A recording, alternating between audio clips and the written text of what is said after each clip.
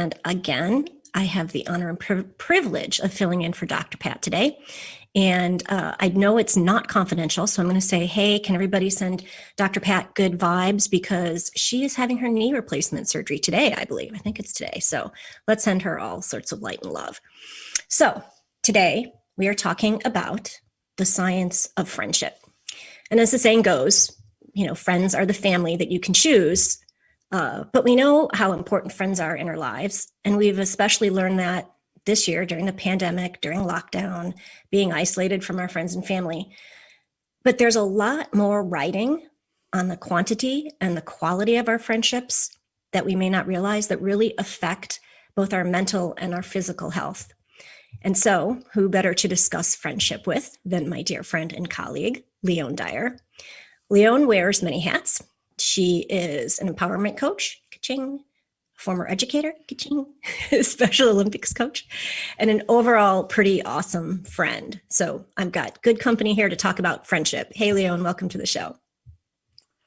Hello, Susan. Thank you. I'm excited. Yeah. I know this is going to be fun. Yeah. So since we're friends and we're talking about friendship, I think it'd be fun to share how we met, and then we can get into all of the other details of why friends are so important. But we met. We were both in a coaching program together. So what? Was this 4 or 5 years ago? Oh, it was in 2017. So I'm glad that you remember the years, because I'd be like, But yeah, so we were in the coaching program together, and we were placed in a small group. So every once a month we had to meet as with 3 or 4 people. And so we kind of had a little understanding of Leone's a country girl. Leone, right? Yeah. Yes, I live in the country. On a farm, grew up on a farm. Yes, in Maine, Western Maine, in the mountains. And yeah, that's where I am now. So. And I grew up in a city, Chicago girl, city girl through and through, know everything about street smarts and pavement and things like that. So we didn't really get to know each other really well until we were on a plane for, 4 hours together, flying to LA for the retreat. And, it's one of those where we kind of we already kind of knew each other a little bit. But when you get on that plane seat, you sit down and you're like, I hope this is going to work. We're either going to hit it off or we're just going to be reading our books. And we actually, we met each other at the airport. Mm-hmm. So it was our connecting, and I had a different seat. I don't remember that. I did. I didn't know what your seat number was. We didn't exchange that information because that's a little, Right. We weren't quite friends yet. We were friends, but yeah. And so I switched with the person in the middle seat. So I ended up getting a middle seat, which I'm just it's out of my comfort zone. But I knew as we were standing there talking, okay, I want to sit next to her for this flight. So yeah. Thank you. Yeah. Yeah, but we had some deep conversations in those first 4 hours. And and we've been fast friends ever since, regardless of, city girl, country girl. So we've kind of got that going on. But, I mentioned COVID and how so many relationships have been impacted and how loneliness has really kind of crept its way into, the corners of everybody's life. And part of the reason we decided to talk about this today is, it was Leone's idea. So thank you, Leone. But it was how our friendship really sustained us when we were, in isolation with our families. Our kids are about the same ages. Mm-hmm. You have a son and a daughter. I have 3 daughters. And my kids were all back with me. You had a kid come back with you. Yeah. So it wasn't just isolation as empty nesters. It wasn't just me and my husband. It wasn't just you and Dan. Now we had to deal with our adult children.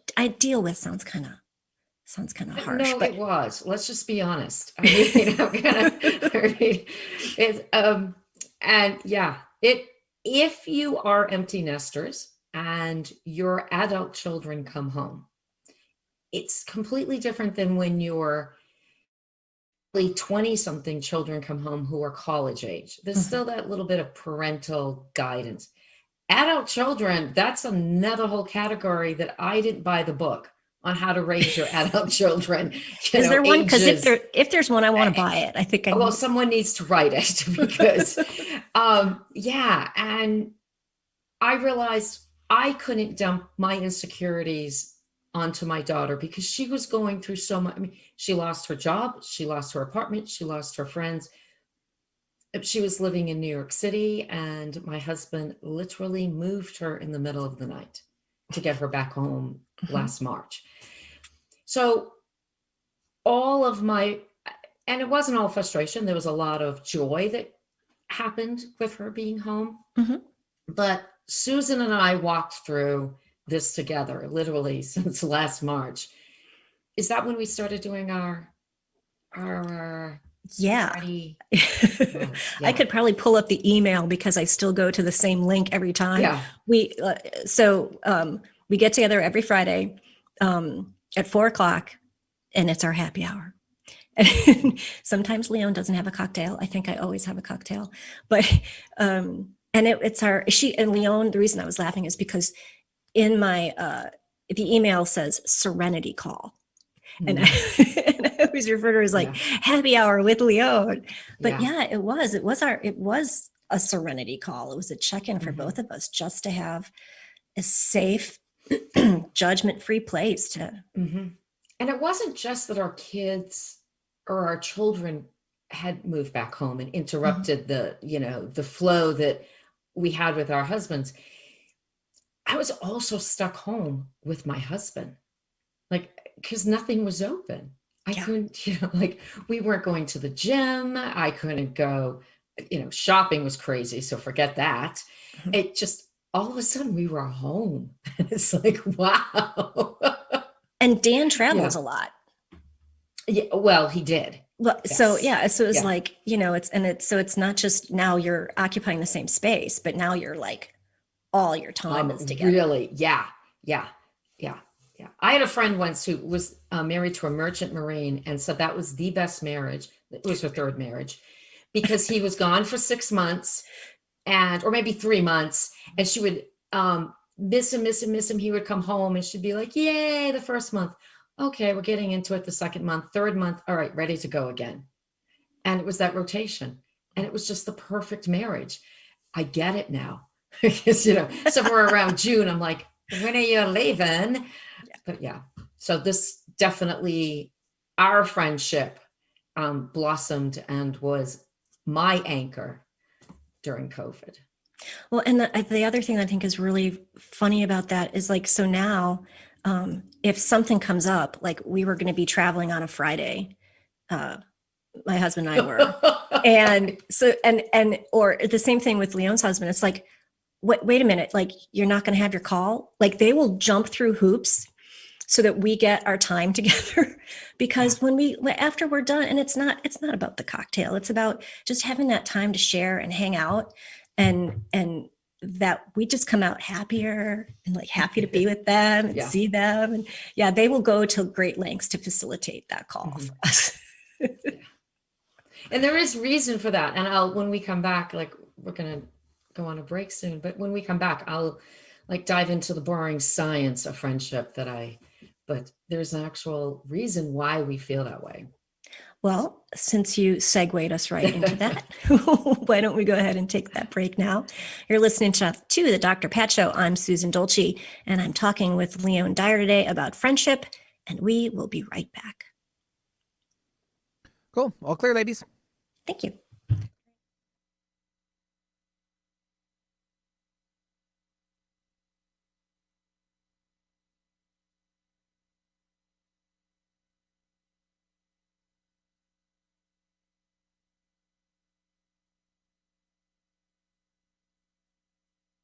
Because I send it to everyone, and you can also have there's a pop out version. You can kind of throw it to the side. Yep. And sorry about the conversation. Since I was confused, like I know you were talking about Dr. Pat. I'm like, yeah, sure, go ahead. But then I'm like, oh, her name was still left on the log, thinking she would do her stuff after the shows today, not while you're here filling in for her today, which made sense. So Benny is a little slow on the uptake. 3 o'clock comes early, so that's where I came in.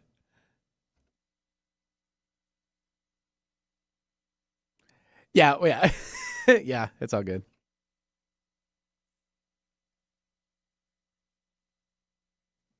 Oh no, you're fine.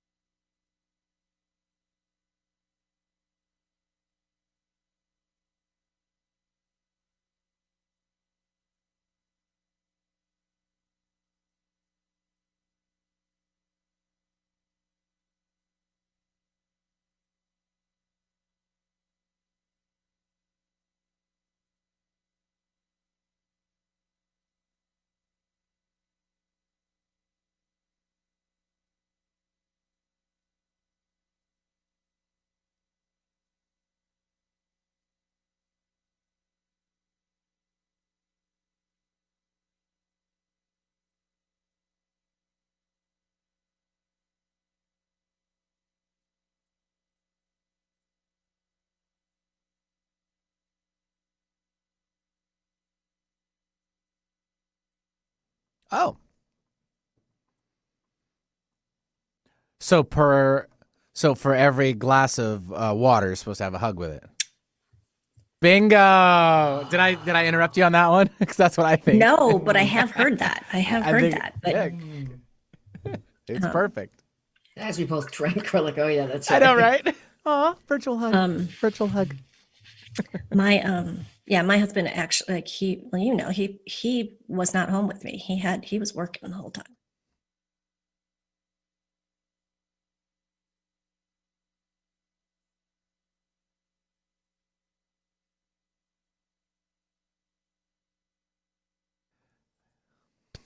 Y'all ready to come back? All right, stand by.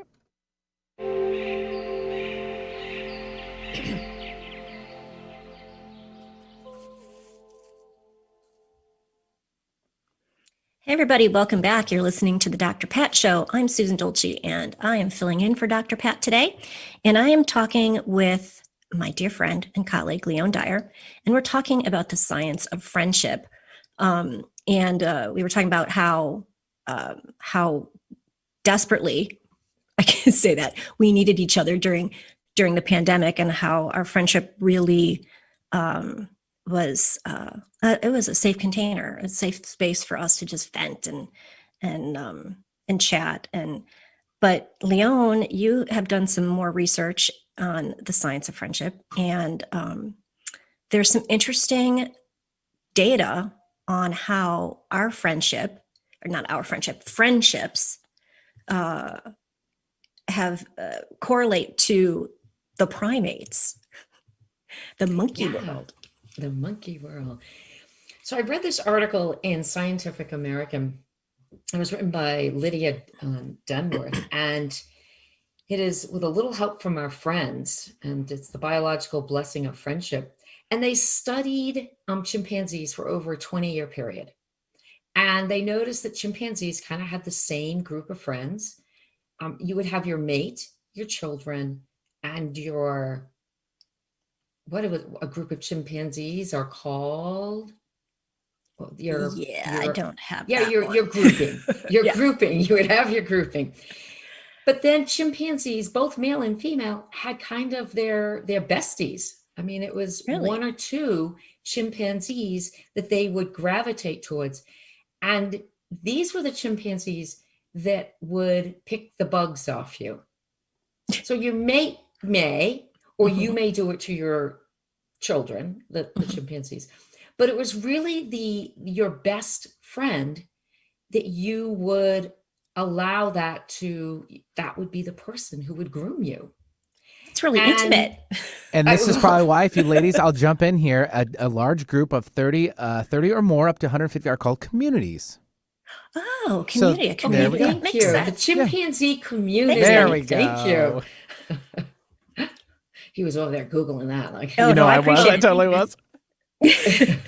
Well, because what, like they've got weird names for like groups of animals. Like, would it be a herd? it's not a gaggle of monkeys. So thanks. I appreciate it. So it's a community, just like we live in communities. Okay. Right. So the community of chimpanzees, while you have your larger group, and then you would have kind of your more family-ish group, chimpanzees have best friends, and both male and female, more female than male. So while they were researching this, they realized that especially during like grooming, or when they would just be sitting with one another, they would release high levels of oxytocin. So I found this interesting because I remember if you're a mom, so 25 years ago, oxytocin is the chemical that is released during childbirth. And that is what, like, we're getting way into it now, but that is what like allows the uterus to open. And it also, after you have the child, it also is released during the nursing process. So, but yet this was not a mother-daughter relationship. This was a friend-friend relationship. And so they started like then moving this data to humans. Okay. So humans, when they have a good bond, a good friendship, they too release oxytocin. So oxytocin has been named I think it's called the love drug, or the love hormone, or, because it's involved, because when you have a mate, your oxytocin goes up a little, like when when you first have that, like, oh, he might be the one, or you get a little, and then after you get married, you're like, yeah, okay, now I need a best friend.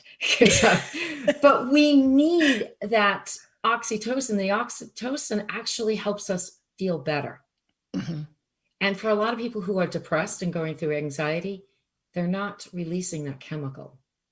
Well, and okay, so let's put that into consideration with, when we weren't allowed to hug each other, for years now. And now I'm kind of curious. It's like, with we're huggers in my family, and with our really good friends, we're huggers. And there's been times where like we've gotten together as a group, like outside or whatever, and we're like, air hug. The elbow. Do the elbow. Yeah, or it just feels so weird to not be able to and so I hope the hug has not died because of this pandemic. And you told me the other day that your daughter conveyed to you that every person is supposed to have 8 hugs a day. And then Benny made such a good correlation that you're supposed to have 8 glasses of water a day. So drink your water and hug each other. So that's basically. Or hug yourself after you drink the water. You're like, good for you. Oh, good for you, Benny. Good for you. Our oxytocin is going up as we speak. Yeah. But no, I'm curious about that. Like, there's a comedian I follow on Facebook. She's hysterical. So she does this morning show now from her kitchen every day, and her mom is really super close with her kids, and they had all quarantined so they could all meet down at the shore, and they had all taken COVID tests so that grandma and grandmom and grandpop and all the kids, the whole family, could be together. And when they got there, grandma was uncomfortable. Like, she kind of had to warm up to the idea of being hugged again. I know, right? And, I'm sorry, I always bring this up, but that's the one thing. So if you follow my show, I have a show on the network called 3 Things I've Learned. My mom passed away in November. And the one thing, I was supposed to go see her the next day. So the day she died like hours before I was supposed to go see her.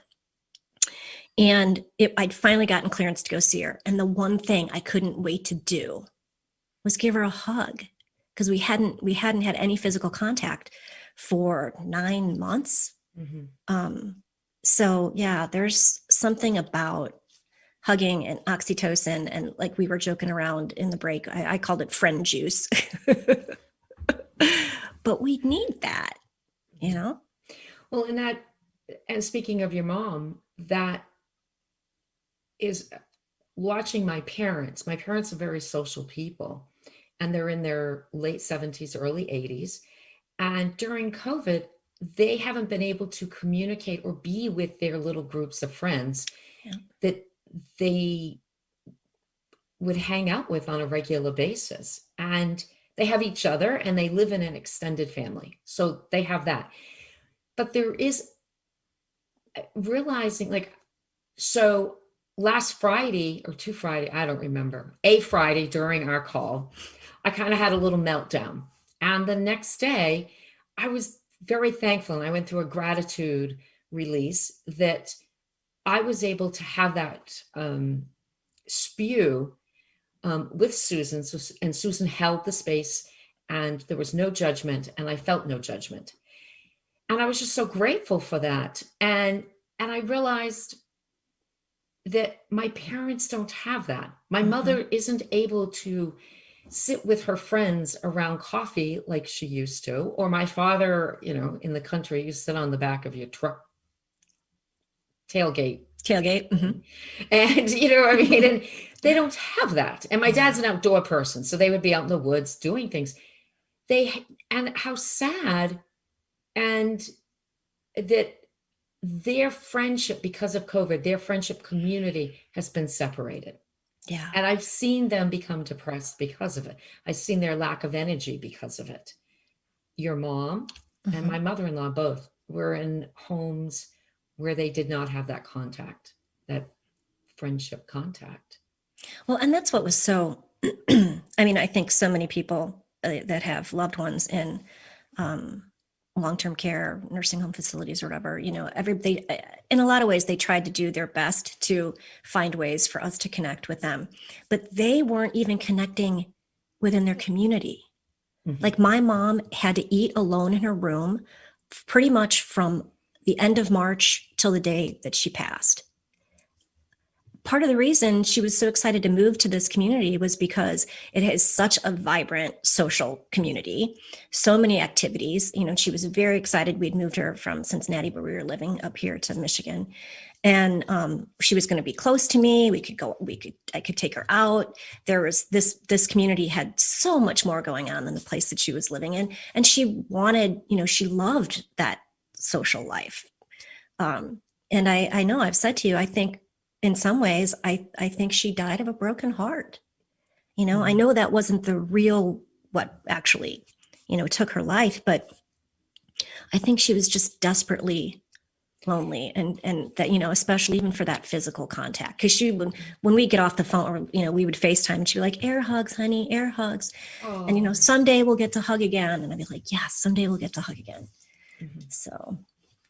And we are wired to have friends from beginning all the way through all the stages of our life, including elderly life. And I think it's more vital at that point to have that connection. And unfortunately, because of COVID, we lost it.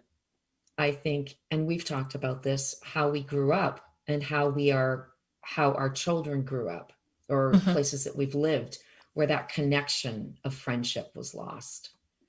And yeah, I was going to say that's another good place to segue into a break, because when we come back, I want to talk about making friends in your 40s and 50s. Like if you move to a new community, those were some dark years for me. So we're going to take a break. You're listening to the Dr. Pat Show, and we'll be right back. All right, all clear. Thank you. Don't try it again.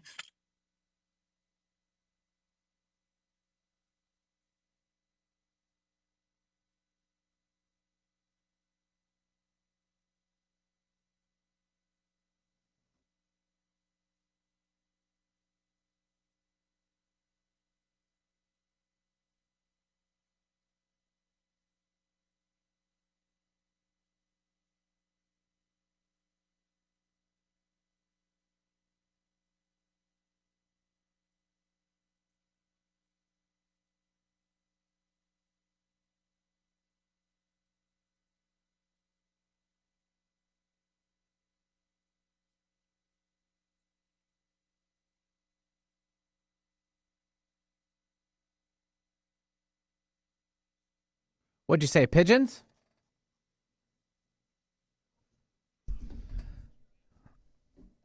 I have flight, flock, or kit. K-I-T. Pigeons come in groups called flight, flock, or kit.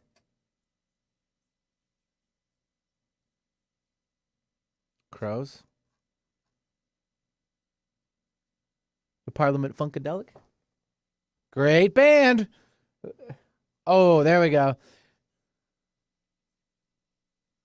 Oh, yep, there we go.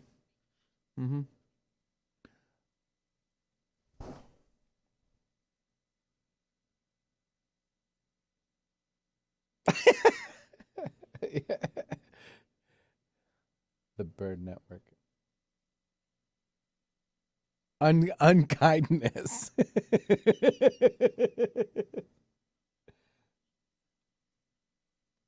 Wow.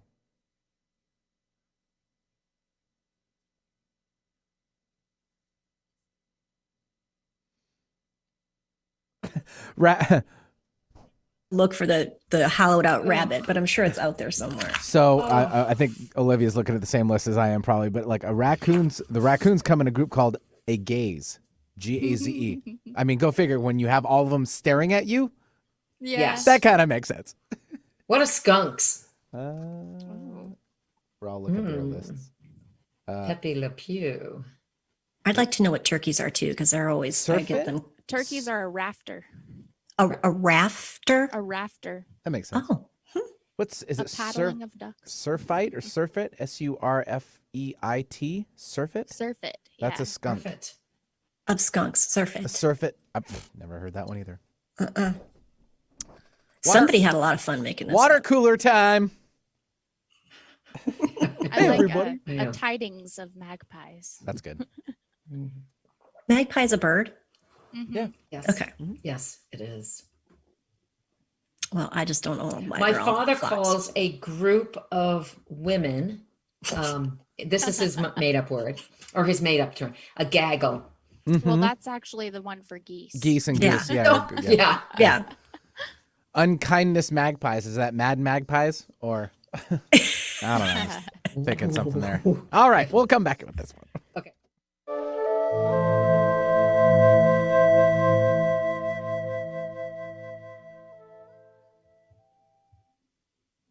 Hey, everybody. Welcome back. You're listening to the Dr. Pat Show, and I'm Susan Dolci, and I am filling in for Dr. Pat today.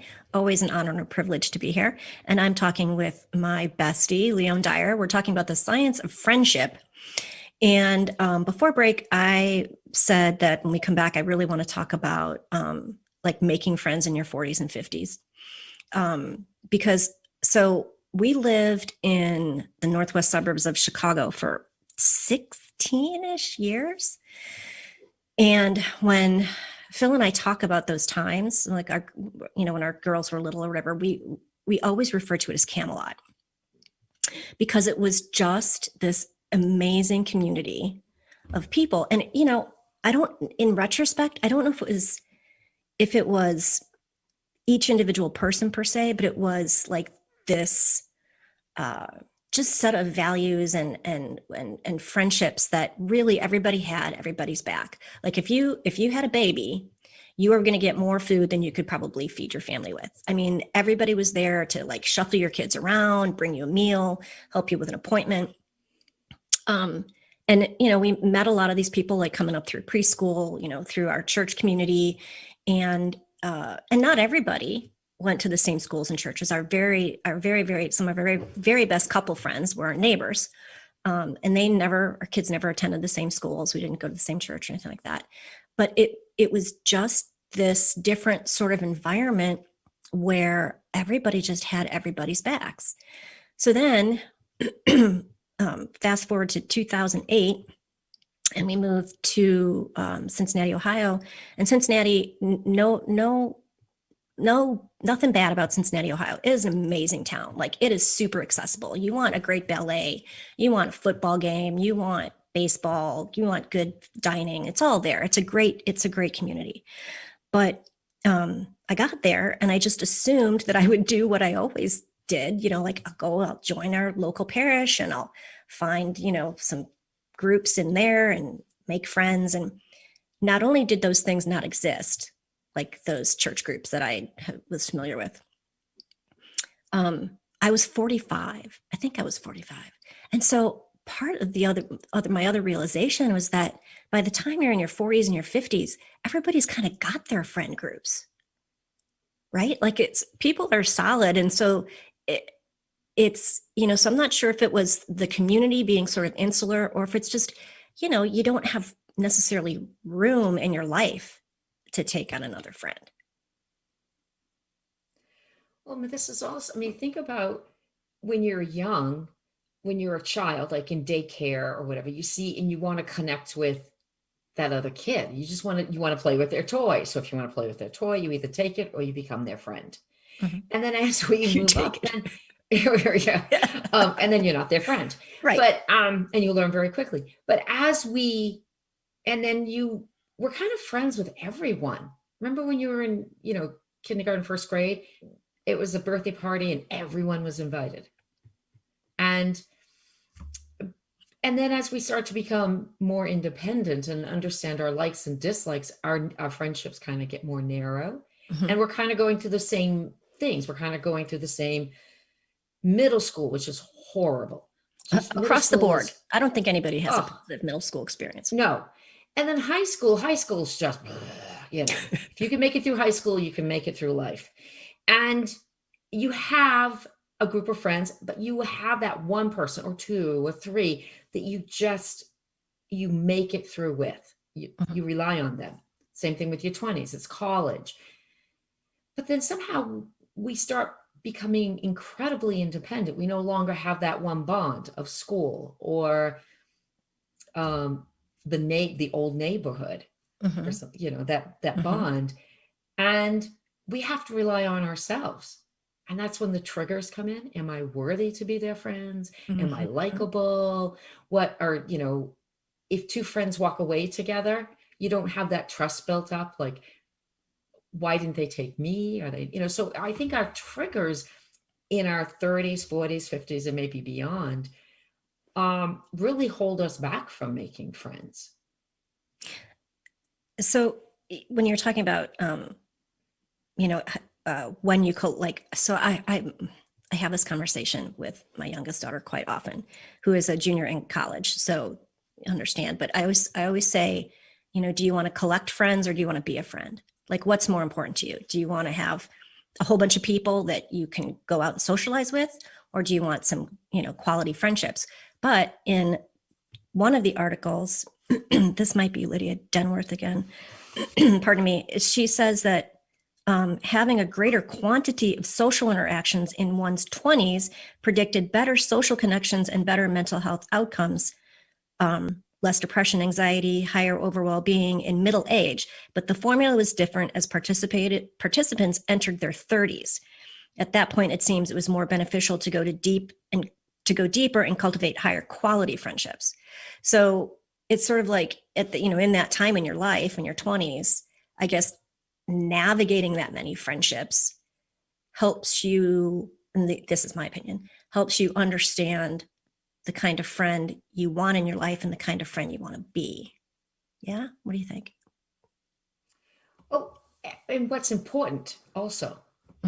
Think about the whole dating. Like, how many people did you date before you met Phil? You don't have to say. We're not going to talk about that. Yeah, but just, I don't know. I don't know, Leone. How many did you date before you met Dan? Okay, go on. I'm sorry. But so it's kind of like, I'll be very, transparent here. When Dan and I met, we dated, but then we went to two different colleges, two different cities. So I continued dating, and it was a checkoff list. Like, yeah, I like that. No, I don't like that. And I kept comparing them to Dan. Hence I married Dan. But so as friends, we know what we want in a friend. We know that and we also start becoming more attuned to who we are and what we like. And I think we're not as insecure as even though we have the triggers, I think when we find that person and it's the right fit. Like, okay, they align with everything that I am. Even we might not have to agree with everything, but it's almost like, okay, if you believe in life contracts, so we come here with a contract. It's kind of Oh, like, don't get me started. You know where I'll go with that. So. I know. But I totally believe, like, I have friends, I have no clue why they're my friend, not you, but I have no clue why they're my friend because I have nothing in common with them. Yeah. But we connect, and I know we're a deep friend. And that I have, so if you're in tune to your true self, I think you will make the friend. If you are going with your ego, I don't think you're going to make that solid friend, but you'll make acquaintances. I think, yeah, that's my theory on that. But yeah, and I guess that was my cautionary tale, is that, to my daughter, is that acquaintances are great. It's fun to have a bunch of people to, go out with and hang, especially when your 21st birthday is about to roll around. But, who are the people who are going to have your back? And God, I hope she's not listening, but because she has called people out for being cruddy friends. Like, she's like, I can't believe you're talking about this. You say this person is your friend, and you're talking like that about them behind their back. Like, so she is definitely in that time in her life where she is, creating those check boxes of, this is what I want in a friend. This is somebody who I feel safe with. This is somebody I can confide in. Yeah. 20s can be rocky. Oh, I would not want to go through my 20s again. No. And I had friends, but yeah, no, that was a rough one. Yeah, for sure. One of the other things that came across this study that was, and I really I didn't go deeper into the research, but I found this interesting. And I know I'm not supposed to use that word. Okay. Interesting is a cop-out word. I say that all the time, but it's even in this quote. And that is, it talks about ambivalent friendships. So if you're not best friends, or they're not an acquaintance, and they're kind of just hanging out in your life, it says what was interesting was that any relationship that was categorized as ambivalent seemed to generate cardiovascular issues and other kinds of health problems. Because you were not producing oxytocin. So, ding, ding, ding, ding, ding. Yeah. And that's when I realized. Segue. That preview to Leone and I are going to, here in the upcoming months, we're going to be hosting a regular show. And that's probably going to be the title of it. I hope. That's when I realized, because that's when we make all the connections, right? When somebody says, and that's when I realized, that's when the nugget of truth or juiciness, then you're kind of on the edge of your seat, like, what'd you realize? So what did you, what's the information? But yeah, I didn't put that together when we talked about that. Yeah. Oxytocin, man, it's the friend juice. And we need it. We are wired to get it, and we're wired to have it. We're supposed to have it. So it's the friends. If you're not giving childbirth, it has to be a friend. Well, yeah. And the other thing that one of the other chimpanzee, we're coming up on another break in a little bit, but one of the other chimpanzee statistics or facts that you gave me, which I thought was really funny, is that it wasn't just friend to friend. So it was and you might have even mentioned this. So it wasn't like mate to mate. Right. So I said, again, I guess that's a bad idea that I'm cutting my husband's hair. Then I shouldn't be grooming him. That you should fly in and give him yeah. Haircut. No. Right. No. There's something. Yeah. I mean, but think about that. Like, think about the trust value. Yeah. Like you have with your friend. Yeah. And I would trust you to cut his hair. Well, yeah. That might end our friendship. Yes. No, I would my never. very best friend, and I don't know how much time we have. My very best friend, she's still a great friend. We were roommates, and in college, I didn't have money to cut my hair, so she cut my hair for me. Um, if she's listening, yeah, it almost ended our friendship, but I went with it, and I ended up getting the shortest haircut I had ever had, which turned out to be like my most favorite haircut. But yeah, I let her cut my hair. Well, that's, would you ever let me cut your hair? No, I learned my lesson well. Okay. All right. We're going to take another quick break. You're listening to the Dr. Pat Show. We are talking about the science of friendship, and we'll be right back. All clear?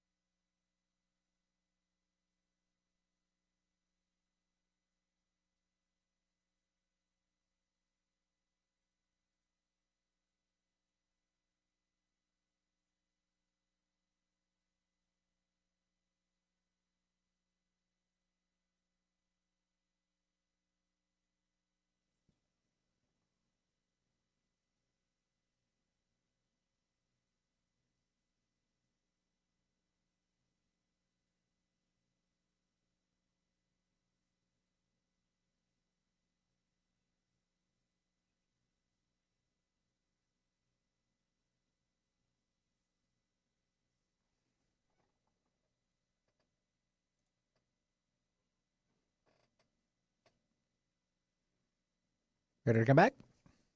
All right, stand by.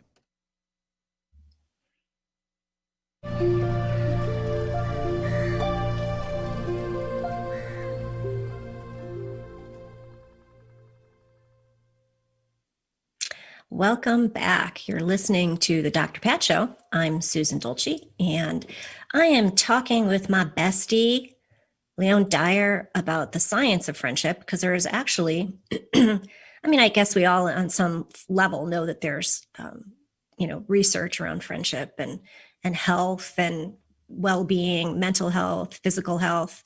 And one of the things we wanted to talk about in regards to not just friendship, but family is communal living, like in how our friends and our family impact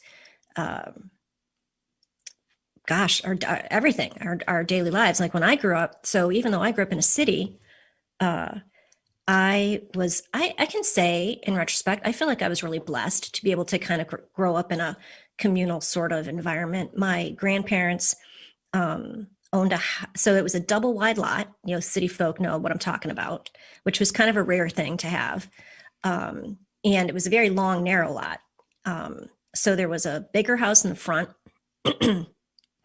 that had like 3 separate apartment dwellings.